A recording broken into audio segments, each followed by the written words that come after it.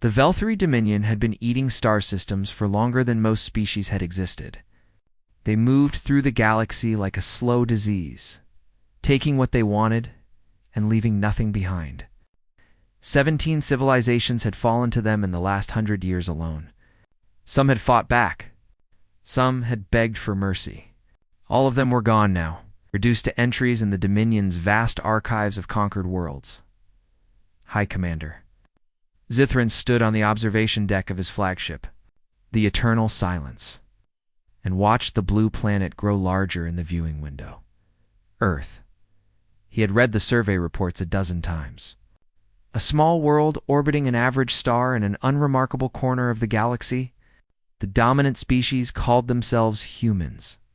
They had primitive technology, no unified government, and spent most of their time fighting each other over patches of land and differences in belief. They had not even colonized their own moon properly. Easy prey.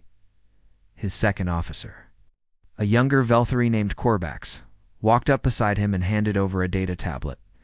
The younger officer's scales were still bright green, not yet faded to the dull gray that came with age and experience.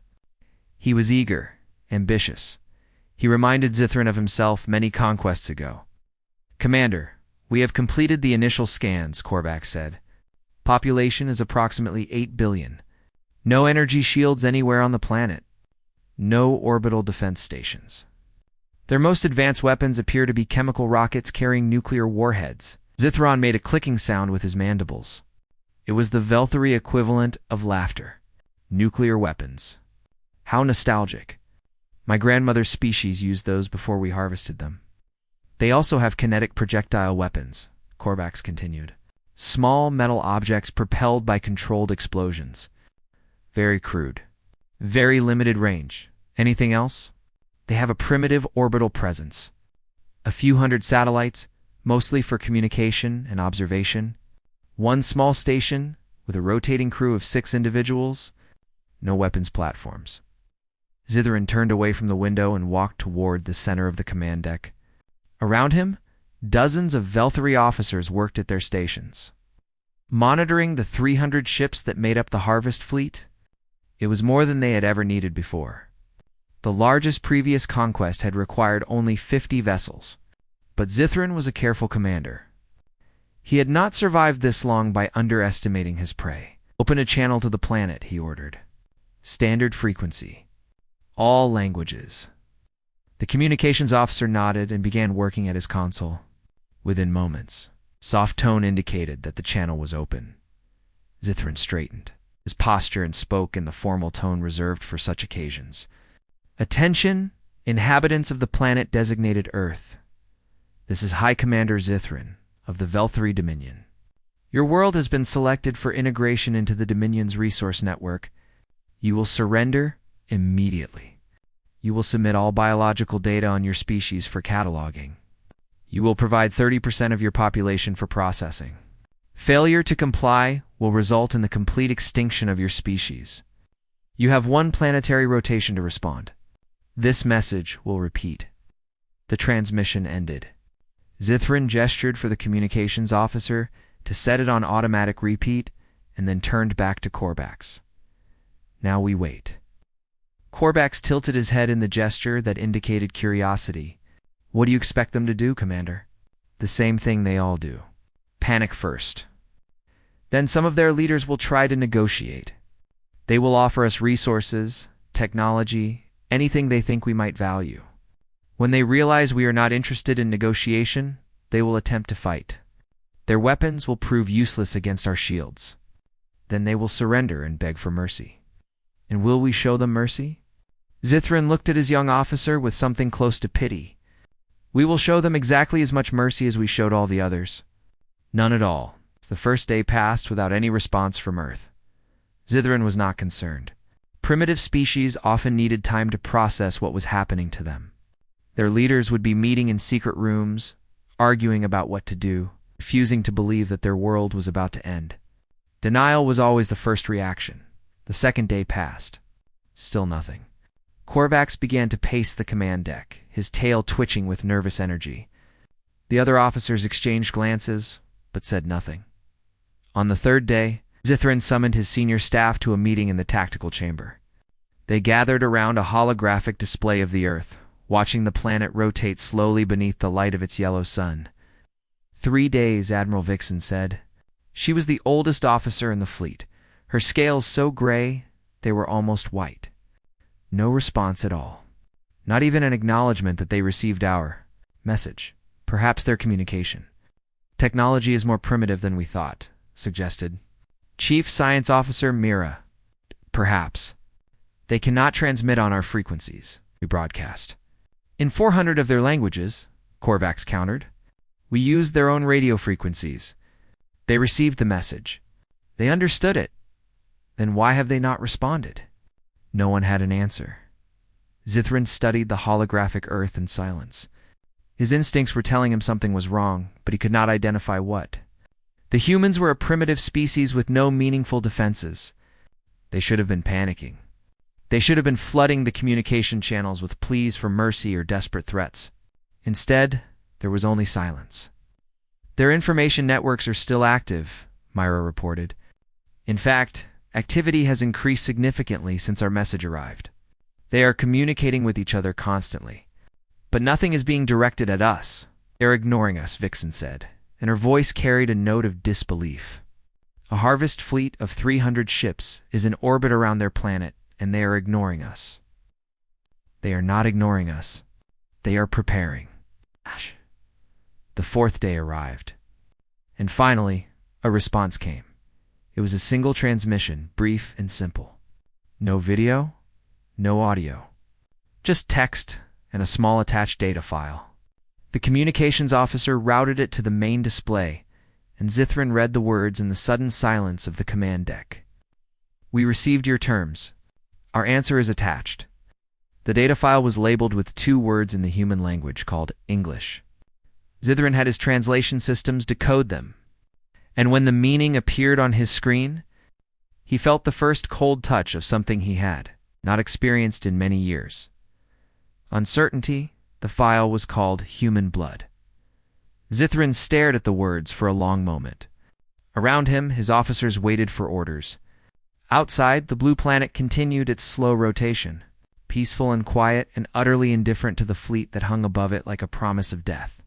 Open the file, he commanded, and everything changed. The file took a long time to open. It was large, far larger than Zithrin had expected. When the loading indicator finally disappeared, and the contents appeared on the main display, the entire command deck fell silent. It was a historical archive, not a weapon, not a threat, not a list of demands or a plea for negotiation. The humans had sent them a collection of records, stretching back thousands of years. Documents, photographs, video recordings, audio files. All of it organized into neat categories with labels translated into the Dominion's standard language. Chief Science Officer Mira was the first to speak. Her voice was barely above a whisper. Commander, this is their history. I can see that. No, Commander. You do not understand. Mira walked to the display and began scrolling through the files. This is not the history they teach their children. This is not the version they put in their museums. This is everything. Every war they have ever fought. Every act of violence they have ever committed against each other. She opened the first section. It was labeled with a date range that corresponded to approximately 100 of their years ago. The title was simple. World War I. The images that filled the screen made several officers look away. Trenches filled with dead bodies. Fields covered in craters and mud, and the remains of young men who had died screaming. Weapons that sprayed metal fragments designed to tear flesh into pieces. Clouds of yellow gas that melted lungs and blinded eyes. 17 million dead. Mira read from the summary. In 4 years, they killed 17 million of their own kind over a dispute about territory and political alliances. Korvax made a sound of disbelief. That is more than the entire population of the Velthari homeworld. Keep scrolling, Zithrin ordered. His voice was flat and calm. But his claws had begun to dig into the armrests of his command chair. The second section was labeled World War II. It had occurred only 20 years after the first. The numbers were worse. 70 million dead. Entire cities burned to ash. camps built specifically to kill civilians in large numbers, processing them through gas chambers and ovens like products on an assembly line, and at the end, 2 weapons that turned cities into shadows, killing hundreds of thousands of people in single flashes of light. They used nuclear weapons on their own species, Admiral Vixen said. Her voice had lost its usual confidence. On civilian populations, it gets worse, Mira replied. She continued scrolling. The file contained records of conflicts, spanning their entire history. Genocides, ethnic cleansings, religious wars that lasted for centuries. Civil wars where family members killed each other over ideology. Smaller conflicts that the humans called limited wars, which still killed millions. The numbers climbed higher and higher until they became meaningless. Just strings of digits that could not be processed by rational minds. But it was not the scale that disturbed Zithran. The Dominion had killed billions in its expansion across the galaxy. Death on a massive scale was simply part of conquest. What disturbed him was something else entirely. The creativity. They have documented over 40,000 distinct methods of killing, Myra said. Her hands were trembling as she scrolled through the files. Many of these were invented during periods they officially designated as peaceful. They created weapons that caused suffering for its own sake. Not to win battles. Not to gain territory. Simply because they could. She opened a section on torture. The images were worse than anything Zithran had seen in his long career. Devices designed to stretch bodies until they broke. Techniques for keeping victims alive as long as possible while inflicting maximum pain. Psychological methods that left no physical marks but destroyed minds completely. These are not soldiers, Mira explained. Many of these techniques were used by governments on their own citizens. For information, for punishment, sometimes for no reason at all beyond the enjoyment of the people performing them.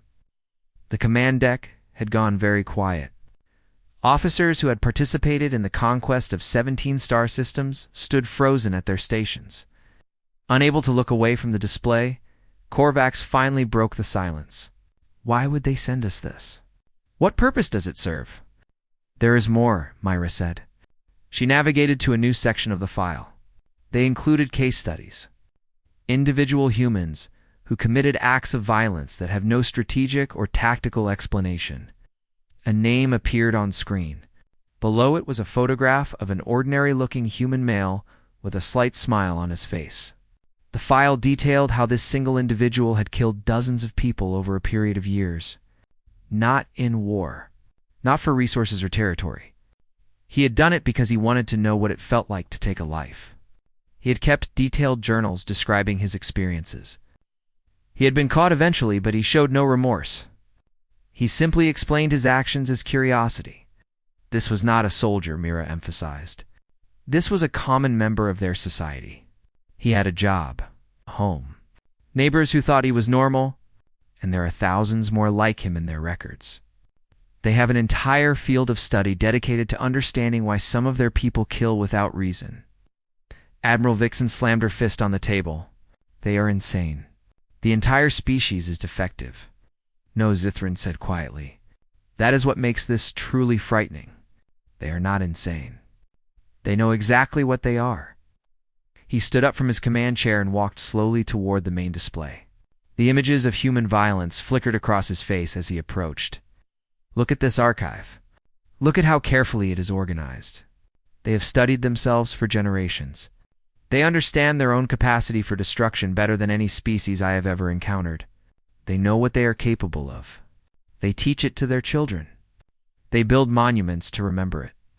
He turned to face his officers, and they sent it to us as an introduction. Mira cleared her throat. Commander, there is one more section. A message written specifically for us. She opened the final file. It was a text document translated into the Dominion's language with careful precision. Zithran read it aloud, and his voice echoed through the silent command deck. You threatened to harvest 30% of our population. We have spent our entire existence killing far more than that ourselves. We have buried our dead in numbers your species cannot comprehend. We have looked into the void of our own nature, and we have not flinched. You believe you are predators. You are tourists. We are what predators fear when the lights go out. Come to Earth. Find out why we have nightmares about each other." No one spoke. Zithrin read the message again in silence. Then he turned back to the window, where the blue planet hung peacefully against the black of space. For the first time in his long career, he did not know what to do next. The Command Council of the Eternal Silence met in the tactical chamber for 7 hours. In all his years of service, Zithrin had never seen his officers so divided. Half of them wanted to attack immediately. The other half wanted to run. Admiral Vixen stood at one end of the long table, her gray scales almost white under the harsh lights. She had been arguing for the attack option since the meeting began, and her voice had grown hoarse from the effort. "They are trying to frighten us," she said for what felt like the 100th time. "This file is a psychological weapon, nothing more. They have no fleet. They have no shields. They have no orbital defenses. We could destroy their entire civilization from orbit without losing a single ship." Korvax shook his head. He had positioned himself at the opposite end of the table, as far from Vixen as possible. "You are missing the point, Admiral. The question is not whether we can destroy them from orbit. The question is what happens after. After. There is no after. We glass their planet and move on to the next target. And if they have hidden weapons we have not detected? What if they have prepared for exactly this scenario?" Vixen made a dismissive gesture with her claws. "Hidden weapons? They still use chemical propulsion rockets. Their most advanced military technology is barely capable of reaching their own moon. What could they possibly have hidden that would threaten a Dominion fleet?" "I do not know," Korvax admitted, "and that is precisely what concerns me. 4 days ago, we knew exactly what this species was capable of. Now we have seen their history. We have seen what they do to each other, and I find myself wondering what they might do to us." Chief Science Officer Mira had been silent for most of the debate. She sat in the middle of the table, her data tablet in front of her, scrolling through the human archive again and again. Finally, she looked up. "There is something else we should consider," she said. "The file was not sent by any government. We traced the transmission to a civilian research institution. A university, they call it. A place where their young people go to study." Zithrin leaned forward. "Explain." "Their military and political leaders did not respond to our ultimatum at all. They assigned the task of communicating with us to their academics. They're scholars." Mira paused to let this sink in. "Either they considered our invasion threat so unimportant that they did not waste official resources on it, or they considered it so certain that they wanted their military focused entirely on preparation." The room went quiet.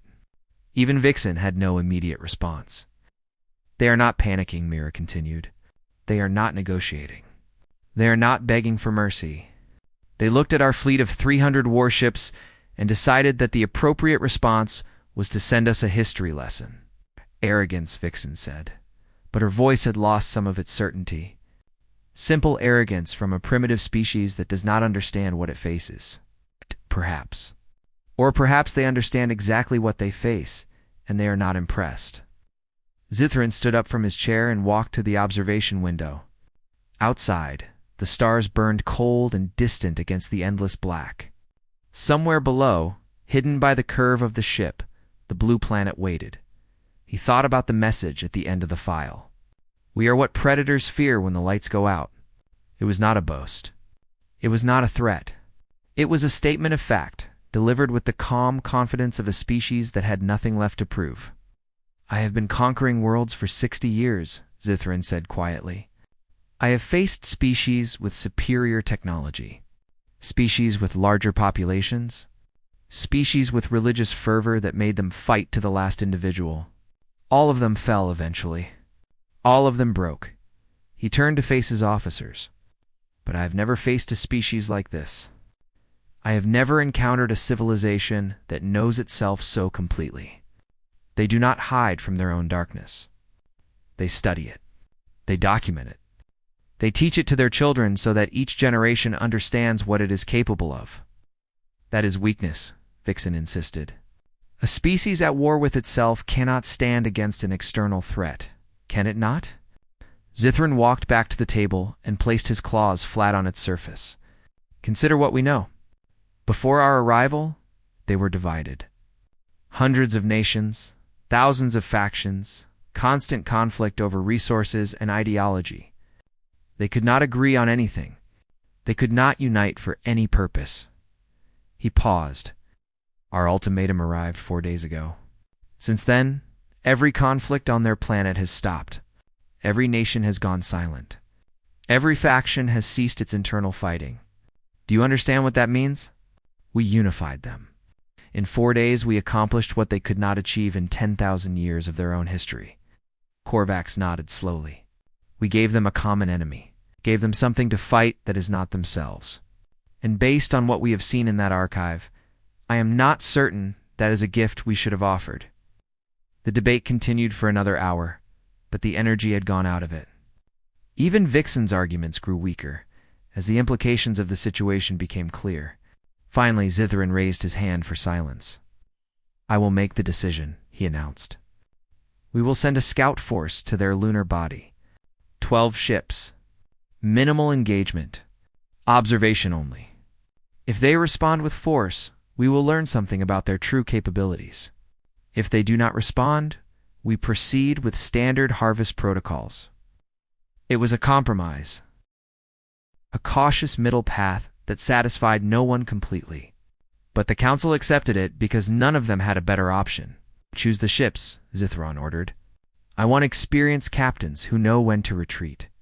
No one is to engage the humans directly without my explicit authorization. We are observing. Nothing more. Korvax nodded and began selecting vessels from the fleet roster. 12 ships, each one capable of destroying a small city. Each one crewed by veterans who had participated in dozens of conquests. It should have been more than enough for a simple observation mission. It was not. The scout force launched 6 hours later. Zithrin watched them go from the observation deck.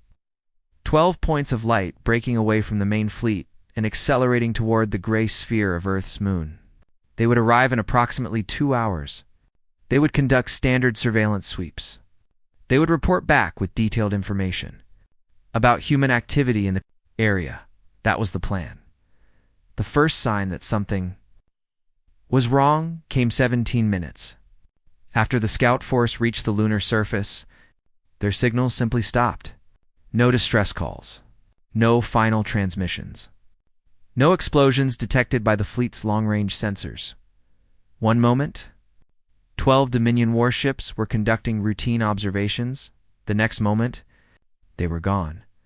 Zithrin stared at the empty space on his tactical display where the scout force should have been. Around him, his officers scrambled to make sense of what had happened. Sensors were recalibrated. Communication frequencies were checked. Emergency protocols were initiated. None of it mattered. 12 ships had vanished without a trace, and the humans had not even bothered to tell them how. The command deck of the Eternal Silence descended into controlled chaos. Officers ran between stations, checking and rechecking sensor data.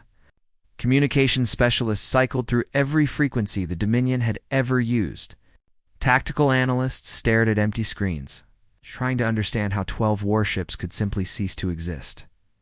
Zithron stood in the center of it all, perfectly still. Report, he commanded. Korvax approached with a data tablet, his scales pale with stress. Commander, we have confirmed total loss of contact with the scout force. No distress signals were received. No weapons fire was detected. No debris field has been identified. The ships are simply gone. Ships do not simply vanish, Korvax. What do our sensors show? Nothing, Commander. The lunar surface appears unchanged. No structures. No technology. No energy signatures of any kind. According to every instrument we have, there's nothing on that moon capable of threatening a Dominion vessel. Admiral Vixen pushed her way through the crowded deck. Her earlier confidence had evaporated completely. This is impossible. We had continuous telemetry from all 12 ships. They were conducting standard observation passes. Their shields were at full power. Their weapons were armed, and then they just stopped transmitting. In how much time? Zithrin asked. Vixen hesitated before answering. 17 minutes. From first contact with the lunar surface to complete loss of signal, all 12 ships in 17 minutes. Yes, Commander. Sithrin turned to face the main viewing window. The moon hung in the distance, gray and cratered and apparently lifeless. It looked exactly as it had looked in every survey report the Dominion had ever compiled. A dead rock orbiting a primitive world, but somewhere on that dead rock, 12 of his ships had disappeared. Pull the fleet back, he ordered. Increase our distance from the planet by 50%. I want all shields at maximum power and all weapon systems armed. The orders were carried out immediately. 300 ships began to drift backward, putting more space between themselves and the blue planet that had suddenly become far more dangerous than anyone had anticipated. For an hour, nothing happened. The fleet held its new position. Sensors continued to scan for any sign of the missing ships.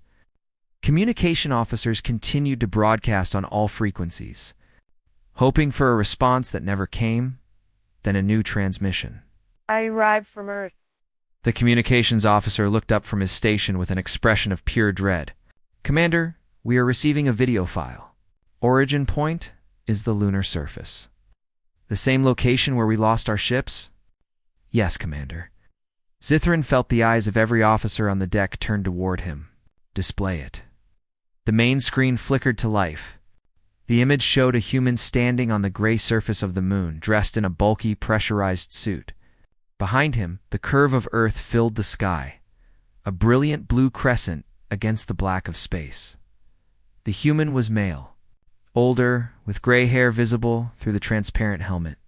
He stood with the easy confidence of someone who had spent a lifetime in dangerous situations. In his right hand, he held a small device that looked unremarkable. My name is Daniel Cruz, the human said. His voice was calm and conversational, as if he were discussing the weather rather than addressing an alien invasion fleet. I am a retired combat engineer from the United States Army. I served in 3 wars before I turned 40. I have killed exactly 214 people in my career. I keep count because it seems important. He lifted the device in his hand so the camera could see it more clearly. This is a seismic charge. We use them for mining operations. I modified this one myself over the past 3 days. Your ships are currently sinking into a cavern system I collapsed beneath the lunar surface. The rock above them is approximately 200 meters thick. Their shields are holding for now. Their crews are alive for now. Daniel Cruz paused. Something changed in his expression. The calm professionalism faded, replaced by something older and harder and infinitely more dangerous. We have teams standing by to retrieve your people. They will be taken to secure facilities on Earth. They will be questioned. They will tell us everything about the Velthari Dominion, where you come from, how many worlds you have conquered, where your families live, where your leaders sleep.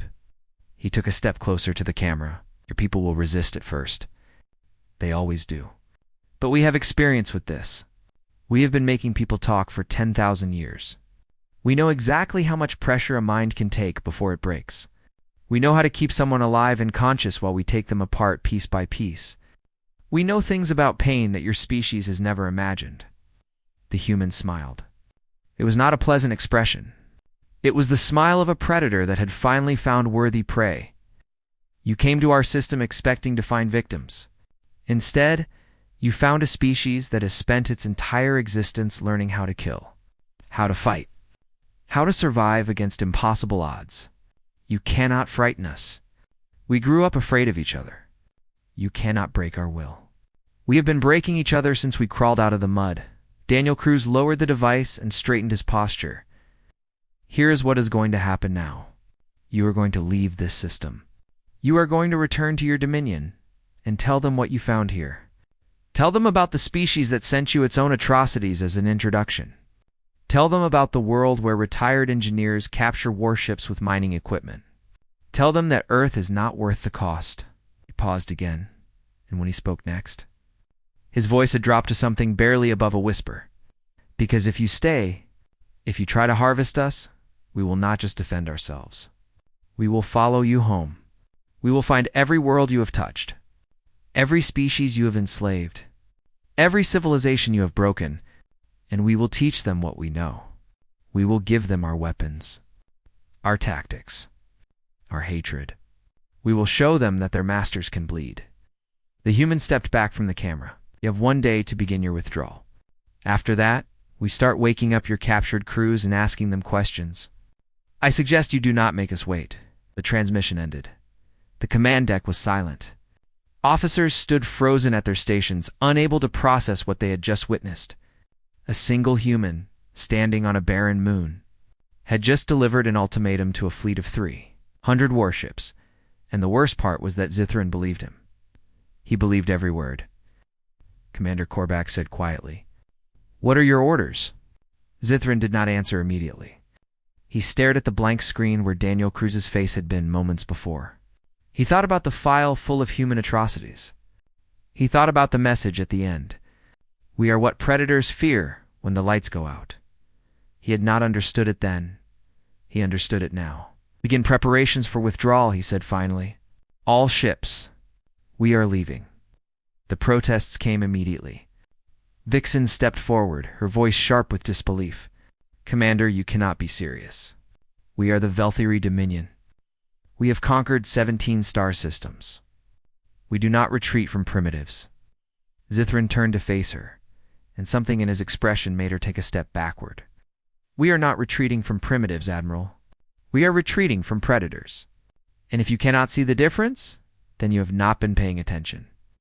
He walked toward the exit of the command deck, leaving his officers to carry out his orders.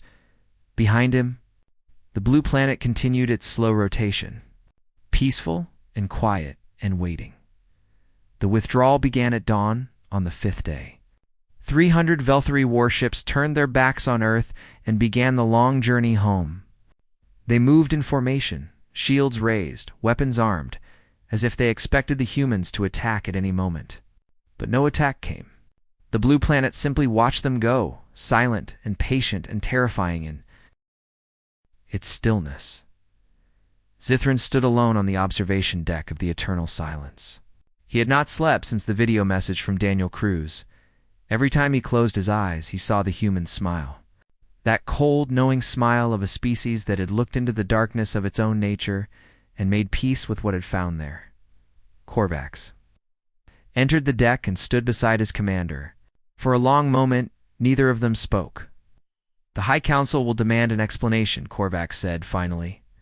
They will want to know why a fleet of 300 ships retreated from a primitive world without firing a single shot. I know. What will you tell them? Zithran turned away from the window. His scales had gone gray overnight, as if the stress of the past few days had aged him by decades. I will tell them the truth. I will show them the file. I will show them the video. And I will explain why Earth must never be touched again. They may not believe you. They may send another fleet, and that fleet will learn the same lesson we did. And the fleet after that? And the fleet after that?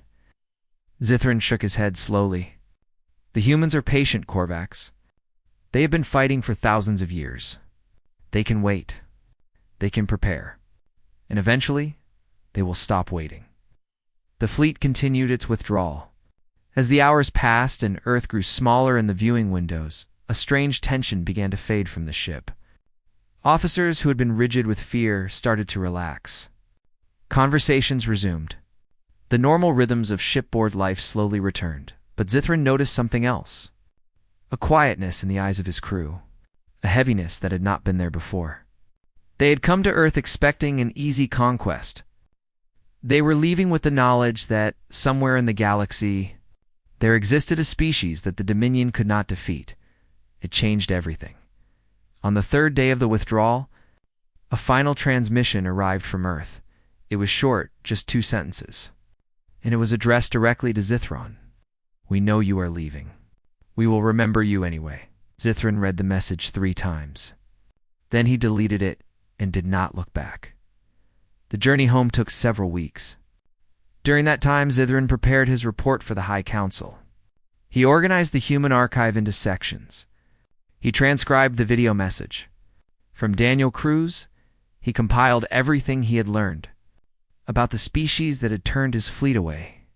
Without a single battle, when he finally stood before the Council in the great hall of the Dominion homeworld, he spoke for 6 hours.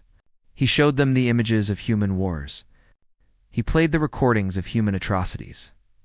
He explained the psychology of a species that had evolved in constant conflict with itself.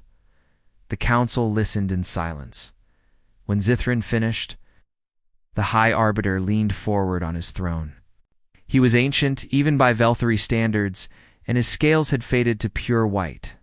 "You are telling us that we should fear this species because they are violent toward each other." "I am telling you that we should fear them because they understand their own violence," Zithrin replied. "They do not hide from it. They do not pretend to be something they are not. They know exactly what they are capable of. And they have spent their entire existence refining those capabilities. We have conquered violent species before. We have conquered species that fight to survive. The humans do not fight to survive. They fight because it is their nature. They fight when there is nothing to gain. They fight when they know they will lose. They fight because the act of fighting is more important to them than the outcome." The High Arbiter considered this. Around him, the other members of the council exchanged uncertain glances. "What do you recommend?" the Arbiter asked. Shren took a deep breath. "I recommend that we leave Earth alone permanently. I recommend that we remove all records of their system from our navigation databases. I recommend that we pretend they do not exist and hope they extend us the same courtesy." The council debated for 3 days.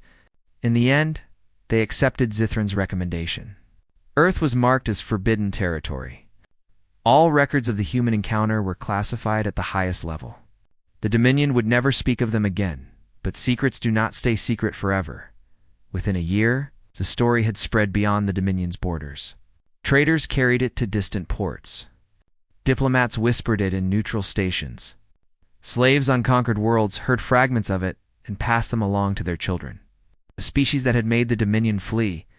A world that had sent its own atrocities as a warning. A message that had made the galaxy's greatest predators turn and run. The story grew with each telling. Details were added. Heroes were invented. The humans became legends before anyone in the wider galaxy had even met one. And on the conquered worlds, something began to change.